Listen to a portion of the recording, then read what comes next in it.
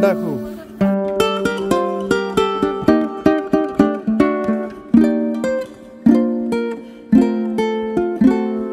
আমরা চলে এসেছি স্কাই ওয়াকের কাছে, এখনো টিকিট কাউন্টার খুলেনি।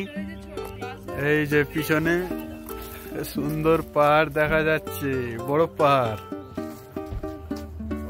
এইখানটায়।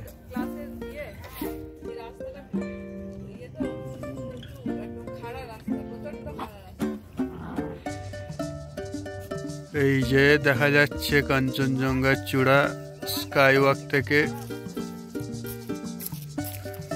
ওইখানে গাছের পিছনে ঢাকা পড়ে গেছে আর একটা চূড়া।